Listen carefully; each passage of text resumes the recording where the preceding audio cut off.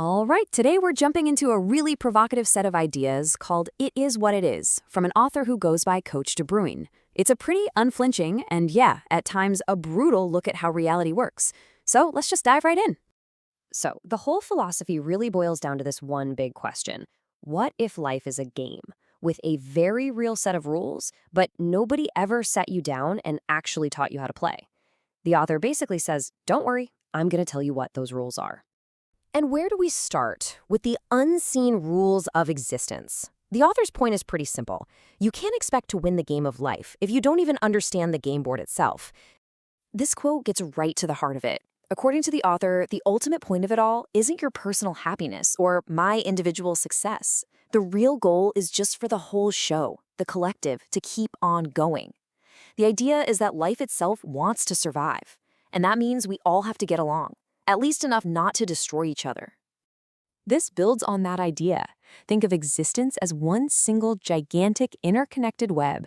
You're not just some random player doing your own thing. Every move you make, no matter how tiny it seems, sends a little vibration across the entire system. You're never really alone or independent. You're just one part of this huge ecosystem.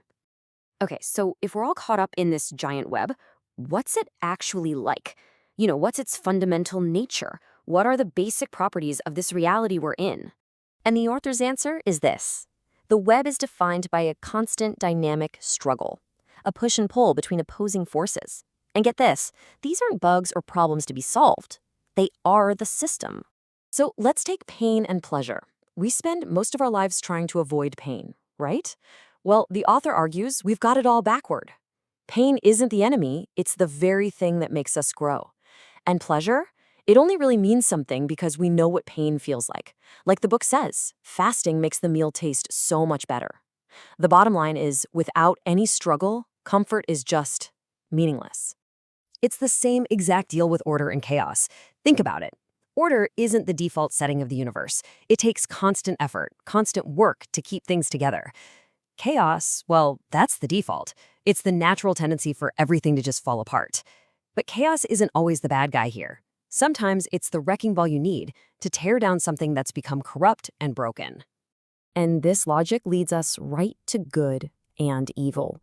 In this view, evil isn't some separate force. It's a perversion of good. It's a choice that damages that interconnected web we talked about.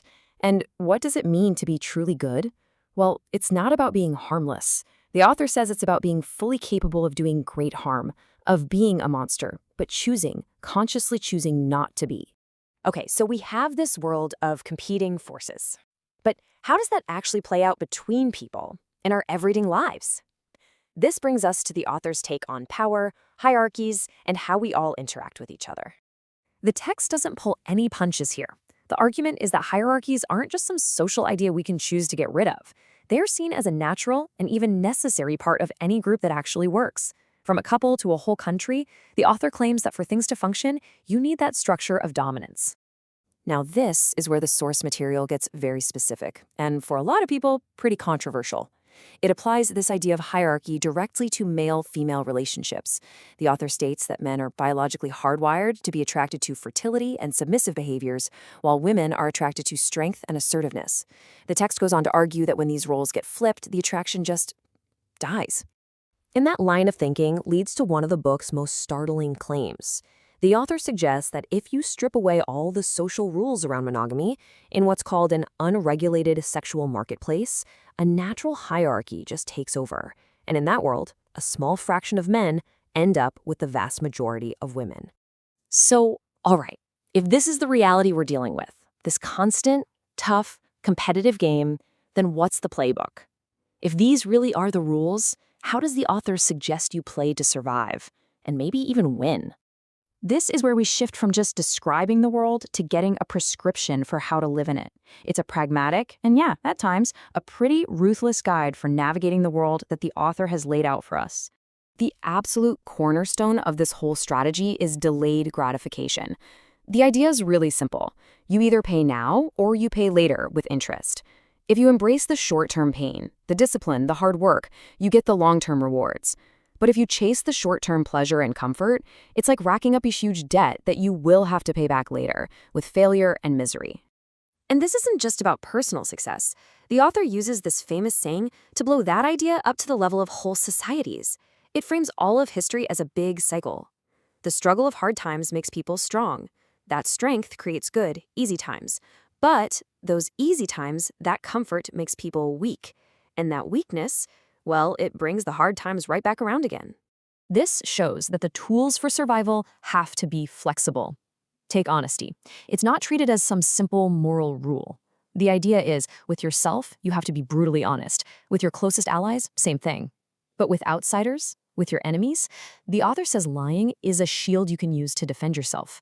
There are hard limits, though. You never lie just to get ahead or to hurt someone else. And you always, always keep your promises. Because in this game, trust is your most valuable currency. So everything we've talked about, the cosmic web, the dualities, the hierarchies, it all comes together in one final powerful metaphor. The author pulls it all together and says we should look at all of existence as a kind of grand theater. And here's the twist.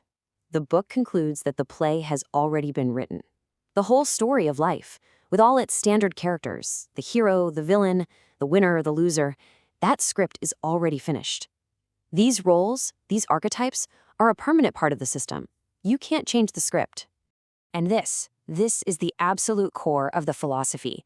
You cannot change the play, but you have the ultimate freedom to choose what role you play in it. All the parts are there in the script. Your only real power, your only real choice is to decide which character you're going to be. And so, that's where the author leaves us, with one final question, aimed directly at you.